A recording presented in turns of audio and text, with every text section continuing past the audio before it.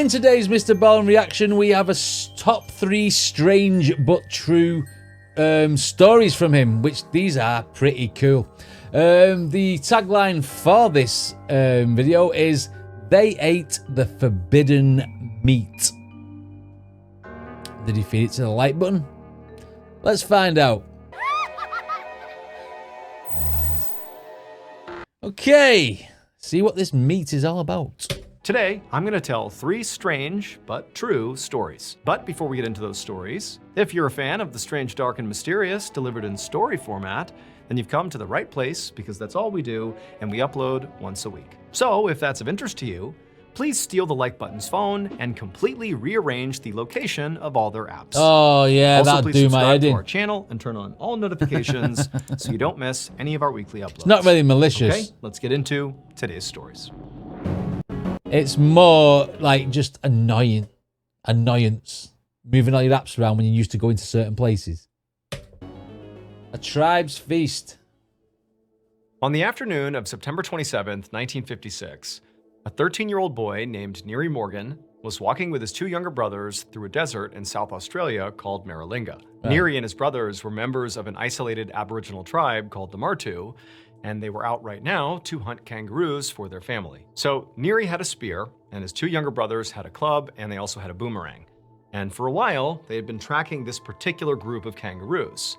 But every time they slowed down and, the brothers got ready to strike, the kangaroos would take off, and it was very frustrating. But eventually, as they were walking, this group of kangaroos stopped at a watering hole, which was just a few dozen yards away from them. And so at that point, the brothers knew this was their chance. These kangaroos were going to stay here long enough that they could strike. And so Neary signaled to his brothers that it was time to move. And so they got down in the brush and began advancing on the kangaroos.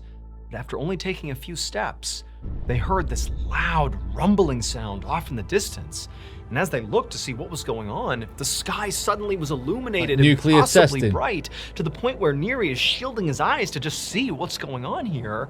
And as he was doing this extremely hot gust of wind came blasting through, sounds like and nuclear literally testing. knocked the brothers onto the ground, totally disorienting them. And then from the ground, at some point, Neary kind of turns his head, and he happens to look in the direction of the watering hole where the kangaroos were. And then he sees them literally floating in the air, coming right over to him and then dropping on the ground. And then a moment later, it was like everything just went back to normal. The sky went back to a normal color. There was no more rumbling. There was no more wind. Except now, you have all these kangaroos just dead right in front of Neary and his brothers. Now, this is going to be one of them stories of radiation poisoning, isn't it? Where the kangaroos have all died. They've been in the blast radius, and they've been the meat is now contaminated, clearly. of course, Neary and his brothers had a lot to process here. I mean, they really had no idea what had happened. But they're looking at this bounty right in front of them, all these kangaroos, and they're thinking, what's just happened here was a gift from God. Oh, Christ. Clearly, what we just experienced was literally God lifting these kangaroos up, ending their lives, and putting them at our feet. This was a...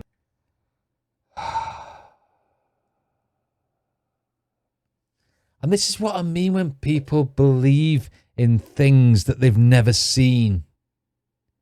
A bright light in the crowd, a cloud, a big massive gust of hot air, everything around them died. You know it's going to be, you should know it's going to be, mind you, the Aborigines are so supposed they wouldn't know. But, oh my, well, yeah, okay. All right, they're Aborigines, yeah, I didn't even take that into account. So, you know, yeah, all right, fair enough. Gift. And so eventually, Neary and his brothers, after kind of standing up and dusting themselves off, began lifting up these kangaroos and carrying as many as they could back to their tribe. And then that night, the tribe had this big celebration honoring this gift they had been given from God, and they had this big feast and they ate all this kangaroo meat. I mean, it was incredible. But then the next day, when the tribe woke up, everybody who had eaten any of that kangaroo was violently sick. Vomiting, rashes all over their body, aches, pain. I mean, people were really sick. And over the next few days, some people did recover, but a lot of others did not. And soon, people from this tribe began dying. And so naturally, Neri and the other members of the tribe did make the connection that very likely whatever was happening here, the sickness, was tied to consuming that kangaroo meat. And then other members of the tribe who didn't necessarily subscribe to the idea that, this had been a gift from God, just said clearly the meat was poisoned.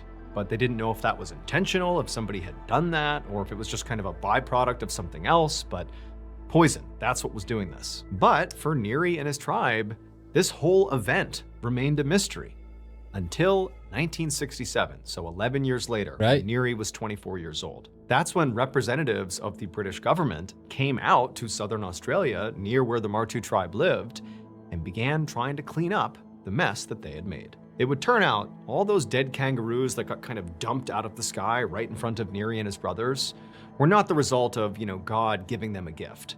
Instead, the reason that happened was because of a big scientific experiment that was conducted in Maralinga in total secrecy. The British government was testing nuclear bombs. Neri and his brothers had been a few kilometers away from a detonation site. And where they were positioned was basically exactly in the right spot to where they would feel the effects of the explosion. They would hear it, they would see this huge lighting up of the sky, they would feel the shockwave, but they were just far enough away from the detonation site that the shockwave and the blast and all that did not kill them. It knocked them to the ground and made them totally disoriented and confused, and I'm sure it hurt a great deal, but it didn't kill them. However, those kangaroos they had been stalking in the blast were radius. technically closer to the detonation site. They were also smaller and so were more susceptible to an explosion being affected by it. And so they were just close enough that when that shockwave passed through, it lifted up and obliterated the kangaroos and threw them right in front of Neri. They were right at that perfect separation point. Neri and brothers just barely safe, kangaroos just barely in the lethal zone. And so keep in mind that Neri and his brothers did not know things like nuclear bombs existed. They're very isolated. They're completely cut off from sort of modern society. And that's what I didn't take into account. Because I realized as I was saying it, it's obvious to me because I've seen videos and stuff. But so an Aboriginal tribe who's cut off from the civilized world, they're not going to know what the hell that was. I mean, believing it was a gift from God. How do they know about God? Even though they saw a lot of indications that this was a bomb, they didn't really interpret it that way. Instead, they interpreted this as, God has bestowed upon me this bounty. Like this is a gift from God. But in reality, it was just this explosion, and the meat, the kangaroo meat, was not only devastated from the blast, but it was also littered with radiation from the blast.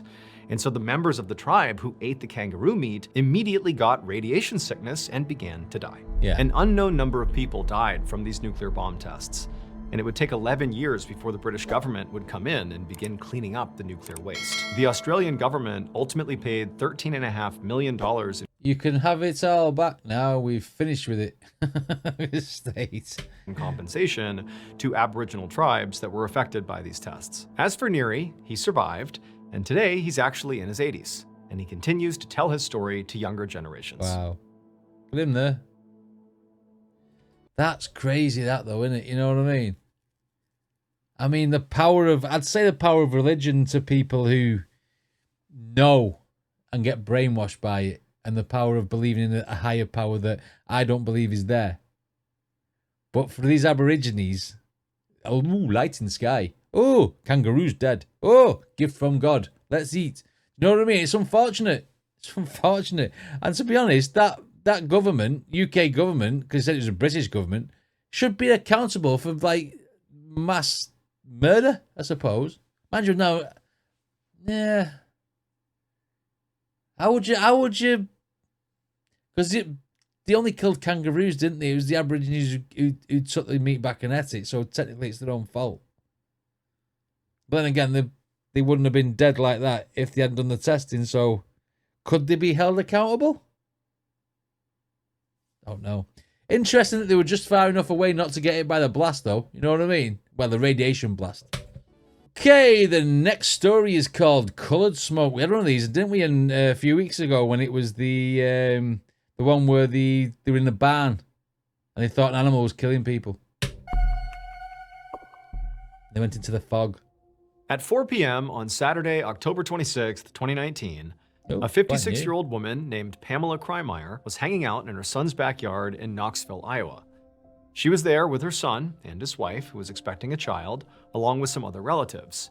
And they were there that day in the backyard to have a gender reveal party. And Pamela could not have been more excited. So during the week, Pamela worked full-time as an assistant at a U.S. Army base nearby. But to her, that was just a job. That was not like her identity. Where Pamela really put all her energy was her family. I mean, she really identified not as somebody who worked at that Army base, but rather as a mom and a wife and a grandmother. And she was so excited to find out if her new grandchild was going to be a boy or a girl. And so after a little while, Pamela's son finally signaled to the group that it was time to get started. And so Pamela and the other relatives got really excited and they backed up towards the fence on the side of the yard. And Pamela pulled out her phone to film this because she wanted to make sure she saved this moment for future generations. I mean, this was a pivotal moment in her family's history.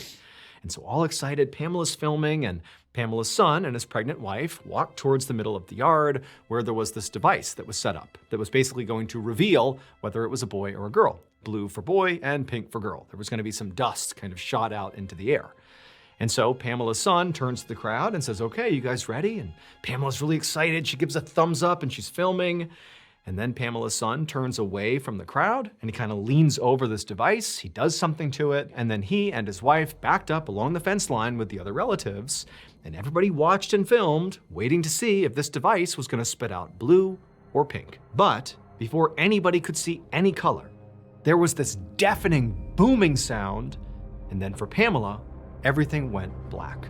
A split second later, the backyard was absolute chaos as people screamed and called out to call 911. It would turn out the device in the middle of the backyard that was going to be used to reveal whether the baby was a boy or a girl was a homemade device. Basically, it was like the cylinder that Pamela and her son and family had made that basically would fire off either pink or blue powder.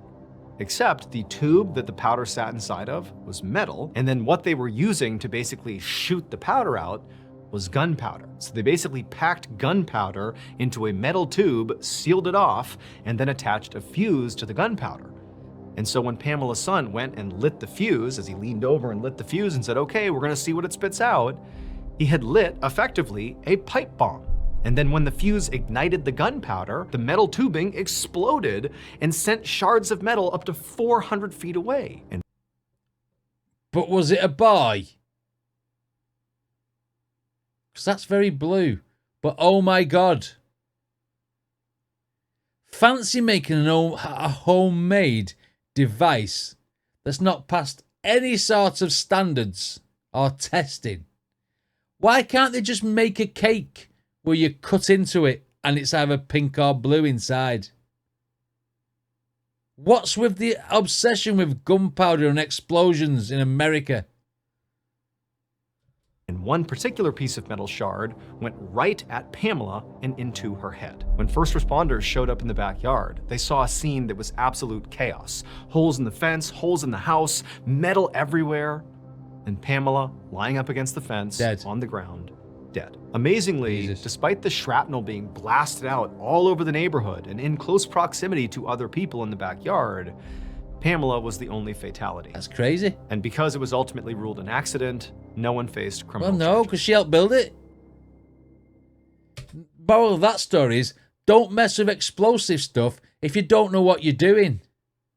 Gunpowder is very, very volatile. And if you pack that much into a cylinder, it's going to explode. Jesus Christ. I'm unlucky for Pamela, like. Crazy that no one else died. Right, the simulation. On the morning of October 30th, 2014, a 54-year-old Russian pilot named Sergei Galitsky, along with his translator, walked into the Flight Safety International building in Wichita, Kansas. This building was inside of the Wichita National Airport, and it was basically just a big training facility for pilots. Once inside, Sergei walked up to the front desk and explained to the clerk in Russian that he was here that day to try to get a certification for a particular type of Cessna plane. His translator then repeated what he said in English to the clerk, at which point the clerk nodded and said they would go back and get Sergey's instructor. A few moments later, the clerk returned, now with a 78-year-old man named Jay Ferguson, who was the instructor. Jay introduced himself to Sergey and the translator, they all shook hands, and then Jay led the two deeper into the building. And as soon as they were inside, Sergey and the translator saw all this crazy high-tech training equipment basically everywhere they looked. Eventually, Jay came to a stop in front of this big white circular pod that was up on top of this electronic base. Now, to the untrained eye, this might look like a futuristic amusement park ride, but to Sergey, he knew what this was. This was a flight simulator. So Sergey had been a pilot for over 30 years. He had loads of experience flying. He had flown big commercial aircraft. He just wants the qualification. But today, he was learning how to fly a sort of mid-tier plane, this little Cessna plane. And before he'd be allowed, even with all his experience, to actually go out and fly this thing, he had to do a couple of simulated flights inside of the simulator to kind of run through the motions, get some experience before actually going out and doing it. And so Jay reached out and opened up the door to this pod and gestured for Sergey and the translator to go inside. And so they did. Sergey went in, and he saw right away that the inside was an exact replica of the inside of a Cessna, like down to every little detail. It looked exactly the same. Even out the windows, it appeared like they actually were situated on a real airport runway. It's like VR. It's like VR planes, VR plane rides, isn't it? Man. So Sergey sat down in the pilot's seat. Crazy to seat. think people Jay learn took a seat like this. next to him, and the translator took a seat behind both of them. Once they were situated, Jay and Sergey went through the mandatory pre-flight safety checks, something you would do on any flight. You just make sure the plane is in good working order, that your communications are good. Same thing they would do for a real flight, they're doing for this simulator. And then once they were done, Jay pressed a button which turned on the engine of this flight simulator. And it actually felt like it really turned on a real engine, like the pod began to rumble like this was a real plane. Then, once Jay gave Sergey the green light, Sergey released the brakes, at which point it very much appeared like the plane began to roll forward. And as it did, Sergey grabbed the yoke, which is like the steering wheel, and he began to turn the plane, this simulated plane, towards the runway. And it was amazing how lifelike this whole thing felt. The pod actually would move and kind of keep up with all the movements that Sergey was initiating in this simulation. It really felt like they were in an actual plane. And then, once Sergey had positioned the plane on the runway, he hit the gas, and the pod throttled back as the plane rocketed down the runway, and before long, they took off and they were up into the sky. Once flying in the sky, Sergey kind of circled around the digital airspace for a while, kind of feeling out the controls, and he quickly found the Cessna was a little bit more sensitive than the other aircrafts he had flown before. So it took some time to kind of get his bearings, and then once he was feeling pretty comfortable, and he relayed as much to Jay, Jay began relaying directions and feedback to Sergey through the translator, just basically testing Sergey's ability to fly this craft. Because at the end of the day, this was a test. Sergey needed to prove he could do this in order to get his certification. After a little while, Sergey felt like he was doing a really good job and he had good control of the craft. And Jay as well felt like this had gone really well and, Sergey had effectively passed his test. And so a decision was made to go ahead and land this plane back on the runway. So Sergey circled around and he angled the plane right alongside the runway, and he came down and he was taking his time and everything was going exactly right. And then right as the wheels of this plane touched the runway, the instant that happened, there was this loud crashing sound and then everything went black. At the same time this was happening, folks standing outside of the Flight Safety International building, they heard this loud crashing sound and they looked in the direction, which is toward the Flight Safety building, and they saw there was this massive fire and black cloud of smoke coming up from the backside of the building. What? And so they called 911. And when first responders arrived on scene, they discovered evidence of a plane crash. It would turn out there was another pilot named Mark Goldstein who was flying that day out of Wichita National Airport. Except Mark was flying an actual plane. He was the only passenger inside of a 6-seat passenger plane. And pretty much as soon as he took off, he lost control and he crashed through the walls of the Flight Safety International building.